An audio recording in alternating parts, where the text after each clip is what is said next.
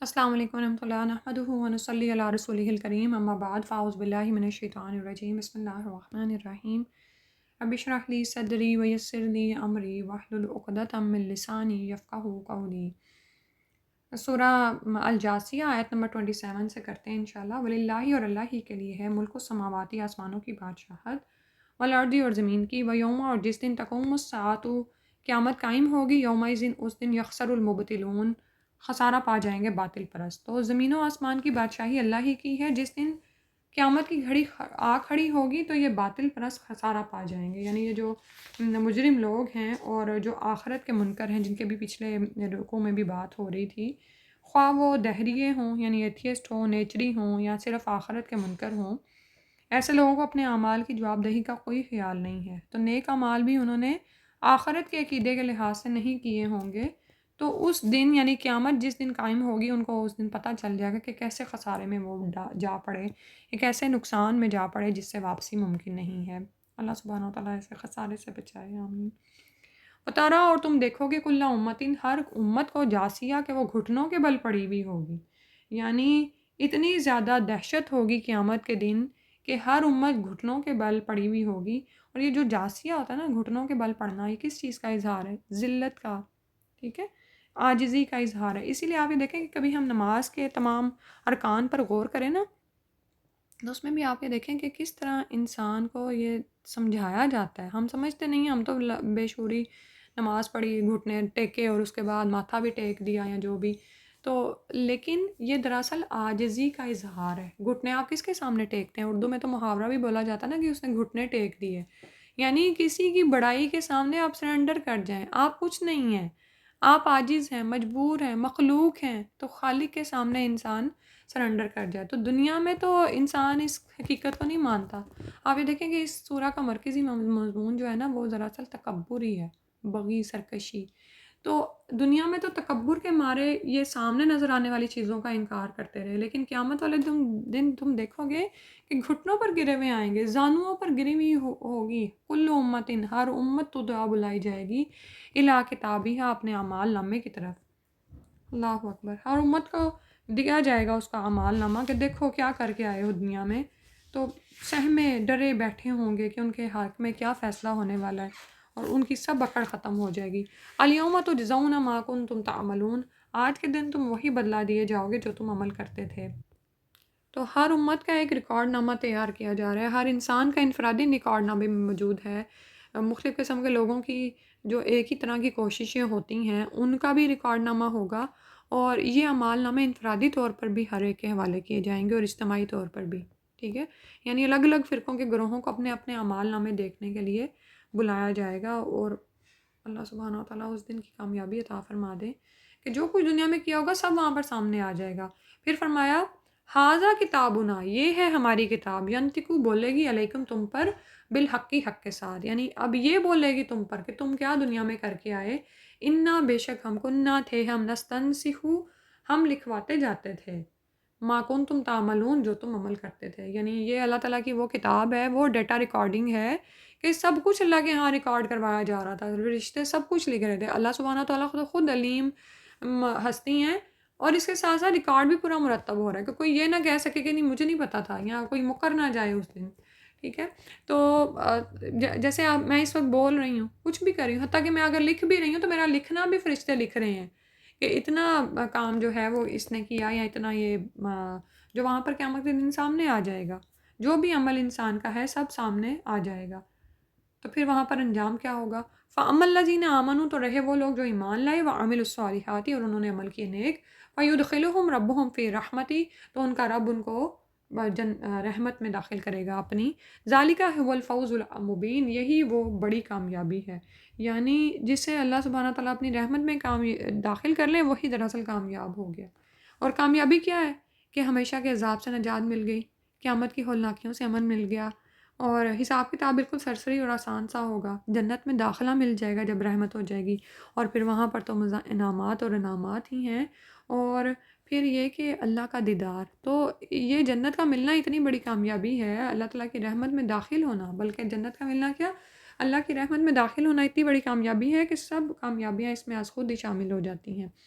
وَأَمَّا الَّذِينَ تو اس کے برعکس وہ لوگ رہے وہ لوگ کفروا جنہوں نے کفر کیا افلم کیا بھلا نہیں تکن تھیں آیاتی میری آیتیں تتلا پڑھی جاتی علیکم تم پر فاستکبرتم تو تکبر کیا تم نے وکنتم قوما مجرمین اور تھے تم قوم مجرم یعنی مجرم بن کر ہی تم مرے۔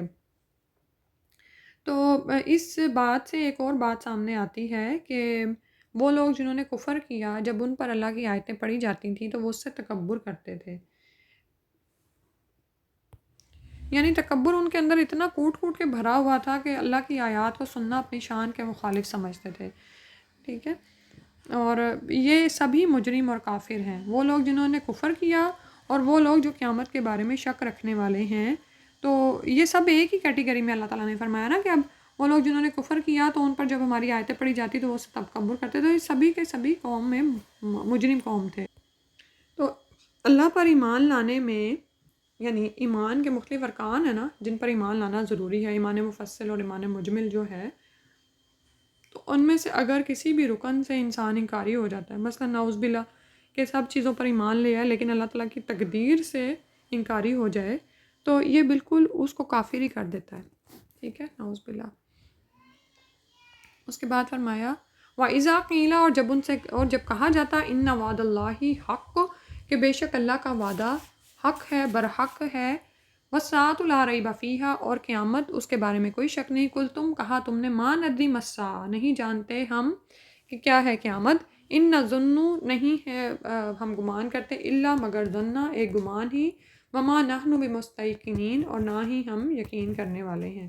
تو ان کو کیا کہا جائے گا کہ بے شک اللہ کا وعدہ برحق ہے اور قیامت میں کوئی شک نہیں اور تم اس میں شک کرتے تھے، ٹھیک ہے، تو تم کیا کہتے تھے کہ ہم نہیں جانتے کہ قیامت کوئی چیز ہے یا آنے والی ہے، تم تو صرف گمان ہی کرتے تھے اور یقین تو تمہیں تھا ہی نہیں، ٹھیک ہے، کہ قیامت کوئی حق بات ہے اس بات پر وہ ایمان نہیں لاتے تھے، بس یہی کہ گمان سا ہے اور گمان پر وہ یقین نہیں کرتے تھے۔ پھر اس کے بعد فرمایا وَبَدَا لَهُمْ اور ظاہر ہو جائیں گی لہم ان کے لیے سیئات برائیاں ما عملو جو انہوں نے عمل کیا، وحاقہ اور گھیر لے گا بہم ان کو ما کانوا جو تھے وہ بہی اس کا یستہزئون وہ مذاق اڑاتے تھے۔ تو دنیا کی زندگی میں انہوں نے قیامت کا انکار کیا اور اس کو صرف ایک گمان کی چیز سمجھا اور اس پر یقین نہ کیا، تو قیامت والے دن ان کے اعمال کی برائیاں ان کو گھیر لیں گی، جن چیزوں کا وہ دنیا میں مذاق اڑاتے تھے کہ کوئی اللہ کی ذات نہیں مر کے دوبارہ کیسے زندہ ہوں گے اور ایسی تمام چیزیں، تو کیا ہوگا کہ یہ سب کچھ ان کو گھیر لے گا، یعنی جس اعمال نامے کا جس ریکارڈ کرنے کا مذاق اڑاتے تھے وہ، یا یہ کہ انسان مر کے دوبارہ زندہ ہونے والا ہے، اپنے اعمال کا بدلہ پانے والا ہے، تو یہ سب وہاں پر برحق ہو جائے گا اور یہ ان کو گھیر لے گا۔ وکیلا اور کہہ دیا جائے گا الیوما آج کے دن ننساکم ہم بھلا دیتے ہیں تم کو، کما جیسا کہ نسیتم تم نے بھلا دیا تھا، لقاء ملاقات کو، یومکم ھذا اس دن کی اپنے اس دن کی ملاقات کو، ومأواکم النار اور ٹھکانہ تمہارا آگ ہے، وما لکم من ناصرین اور نہیں ہے تمہارے لیے کوئی مدد کرنے والا۔ تو اس دن کہہ دیا جائے گا کہ ہم تمہیں بھلا دیتے ہیں جیسا کہ تم بھول گئے اس دن کی ملاقات کو، اور اللہ تعالیٰ بھولتے نہیں ہیں، لیکن اس کا مطلب یہ ہے کہ انہیں بھلا دیا جائے گا، یعنی جس کو آپ بھول جاتے ہیں اس کے ساتھ پھر آپ کیسا معاملہ کرتے ہیں۔ دیکھیں نعوذ باللہ اگر کسی کو یہی بھول جائے کہ گھر میں اس کا کوئی عزیز بیمار پڑا ہے تو کیا ہوتا ہے، وہ پھر گھر جائے گا، وہ باہر اگر کہیں سیر پہ نکل جائے اور اس کو بھول ہی جائے کہ گھر میں کوئی اس کی مدد کا طالب ہے یا کوئی کسی کو اس کی ضرورت ہے، تو بتایا یہ جا رہا ہے کہ ان کو عذاب میں ہمیشہ کے لیے ڈال دیا جائے گا، اور جب وہ جہنم میں ڈالے جائیں گے تو وہاں پر ان کو یعنی پھینک دیا جائے گا اور ان کو یعنی ان کے لیے دوبارہ اس فیصلے میں کوئی تبدیلی نہیں ہوگی، ٹھیک ہے، وہیں پہ پڑا رہنے دیا جائے گا، خواہ وہ چیخیں پکاریں فریادیں کریں ان کی کوئی بات نہیں سنی جائے گی، جو حال بھی ان پر گزر رہا ہوگا ان کی خبر نہیں لی جائے گی، ومأواکم النار تمہارا ٹھکانہ آگ ہی ہے، تمہارے لیے اب کوئی مددگار نہیں ہے۔ پھر فرمایا ذالکم بانکم اتخذتم آیات اللہ ہزوا، ذالکم یہ بات بانکم کہ وجہ اس کے کہ یقیناً تم نے اتخذتم بنا لیا تم نے آیات اللہ کی آیات کو ہزوا مذاق، وغرتکم اور دھوکے میں ڈالا تم کو الحیات الدنیا دنیا کی زندگی میں، فالیوم تو آج کے دن لا یخرجون وہ نہیں نکالے جائیں گے اس سے، ولا هم یستعتبون اور نہ ہی وہ عذر قبول کیے جائیں گے۔ تو تمہارا یہ انجام کیوں ہوا کہ تم نے اللہ کی آیات کو مذاق کا نشانہ بنا لیا تھا۔ اللہ اکبر، اللہ تعالیٰ ایسی حالت سے بچائے کہ انسان اللہ تعالیٰ کی آیات کو یا جو اللہ تعالیٰ نے احکامات اتارے ہیں، جو عقائد ہیں، ان کا مذاق اڑانا شروع ہو جائے، استغفر اللہ، اور دنیا کی زندگی انسان کو دھوکے میں ڈال دے کہ بس یہ دنیا کی زندگی ہے، اس کے بعد کوئی زندگی نہیں. تو پھر ایسے شخص کا عمل کیا ہو جاتا ہے؟ اس کو کیا پڑی ہے پھر آخرت کے لیے کچھ کرنے کی؟ وہ تو دنیا میں ہی اپنا سارا فائدہ سمیٹنا چاہتا ہے. تو اللہ تعالیٰ فرما رہے ہیں کہ پھر بدلے میں جو تم آگ دیے جاؤ گے، فَالْيَوْمَ لَا يُخْرَجُونَ مِنْهَا، اس سے تم کبھی نکالے نہیں جاؤ گے. وَلَا هُمْ يُسْتَعْتَبُونَ، اور نہ ہی ان کو یہ توفیق دی جائے گی، یہ مہلت دی جائے گی کہ وہ اللہ کو راضی کر سکیں، کہ وہ اللہ سے توبہ کر لیں. ٹھیک ہے، کیونکہ توبہ کا دروازہ تو بند ہو گیا جب جان کرنے کی حالت انسان پہ طاری ہو جاتی ہے، تو توبہ کا دروازہ بند. اسی طرح جب سورج مغرب سے طلوع ہو جائے گا تو پھر توبہ کا دروازہ بند ہو جائے گا.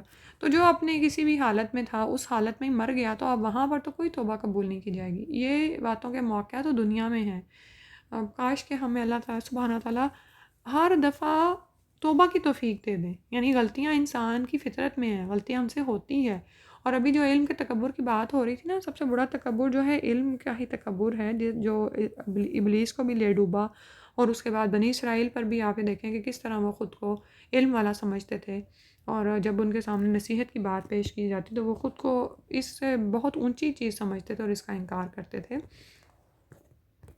تو تکبر کے مارے بھی کیا ہوتا ہے، پھر انسان توبہ کی طرف نہیں آتا، انسان اپنی غلطی کا اعتراف نہیں کرتا ہے. ٹھیک ہے، کیونکہ آپ یہ دیکھیں کہ غلطی کا اعتراف، انسان ہم سے غلطیاں ہوتی ہیں، ہم بعض اوقات علم کے تکبر میں پڑ جاتے ہیں، اور نعوذ باللہ من ذالک.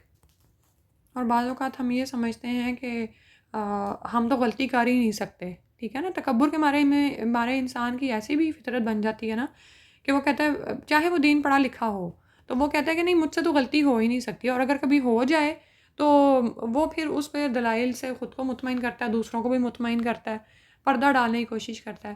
تو یاد رکھیں کہ یہ چیزیں اللہ کے تو سامنے ہیں نا، تو ہم اللہ سے سچے ہو جائیں، اپنے نفس سے بھی سچے ہو جائیں کہ ہم سے غلطی ہو سکتی ہے، ہم کیوں نہ اس بات کو تسلیم کریں.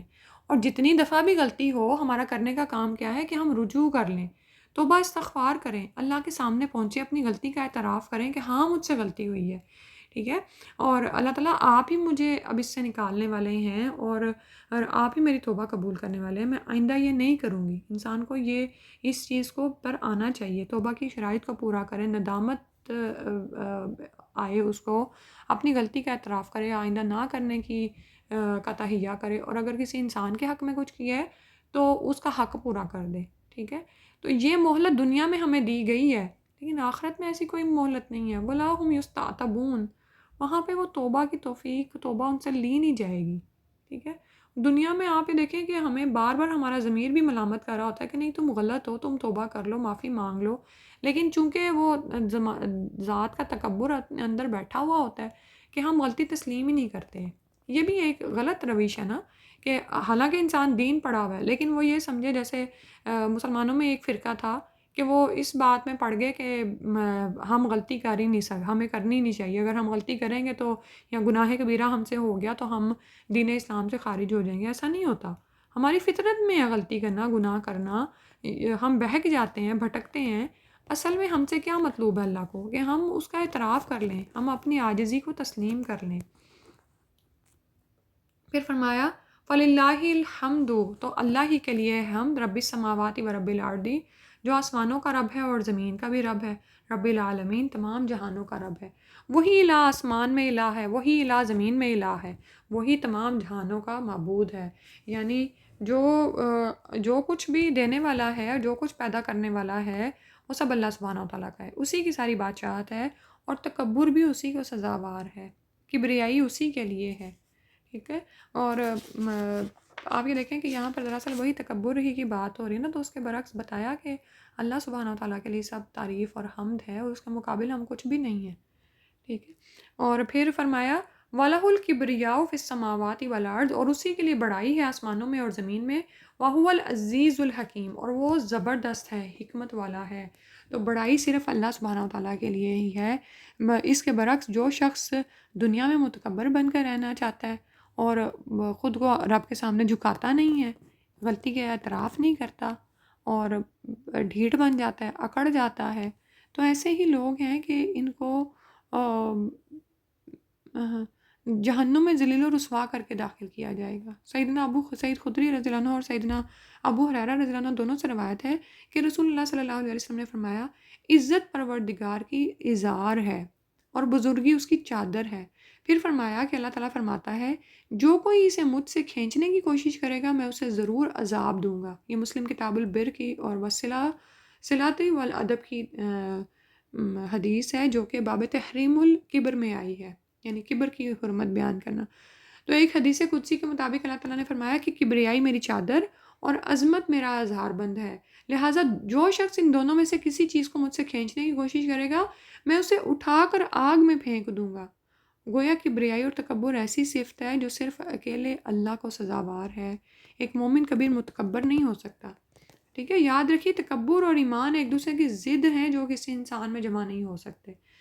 شیطان کو بھی کس چیز نے ہلاک کیا تھا؟ تکبر نے، کبریائی نے، غرور نے، کبر کے غرور نے، کہ انا خیر من، کہ میں اس سے بہتر ہوں۔ اور ہمارے ساتھ بھی بعض اوقات کس طرح ایسے ہی حملے ہم پر ہوتے ہیں نا شیطان کی طرف سے، نعوذ باللہ ہم بہک بھی جاتے ہیں۔ اللہ سبحانہ و تعالیٰ ہمیں صحیح راہ پر قائم رکھے اور ہمیں اپنی ذات کی معرفت دے دیں۔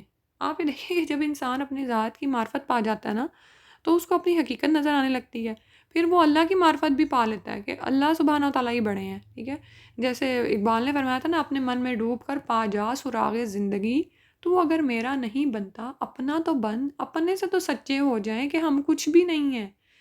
آپ یہ دیکھیں کہ ایک متکبر انسان بھی زندگی میں ایسے لمحات سے گزرتا ہے کہ اس کو پتہ چل جاتا ہے کہ میری کوئی اوقات نہیں ہے، کتنے ہی کام ہیں جو ہم نہیں کر سکتے، جس کے لیے ہم محتاج ہیں۔ ٹھیک ہے، اوورآل ہی ہم محتاج ہیں۔ تو انسان اس بات کو مان لے کہ کبریائی تو آسمانوں اور زمین میں صرف اللہ سبحانہ و تعالیٰ کے لیے، وہی زبردست اور حکمت والا ہے، اور عزت ہم اپنی کبریائی میں تلاش کر رہے ہوتے ہیں، حالانکہ عزت تو اللہ کے لیے کے پاس ہے۔ تو جو اللہ کی بڑائی کو مان لیتا ہے نا تو اللہ تعالیٰ اس کو عزت بھی عطا فرما دیتے ہیں۔ سبحانک اللہم و بحمدک، نشہد ان لا الہ الا انت، نستغفرک و نتوب الیک۔ الحمدللہ کہ ہماری آج سورہ الجاثیہ مکمل ہوگی، انشاءاللہ سورہ الکہف شروع کریں گے۔ اللہ سبحانہ وتعالیٰ ہم سب کا رمضان میں قیام و صیام قبول فرما لے۔ آپ سب کو پیش کی عید کی مبارکباد، اور اللہ تعالیٰ ہم سب کے اعمال قبول فرما لے۔ السلام علیکم ورحمۃ اللہ۔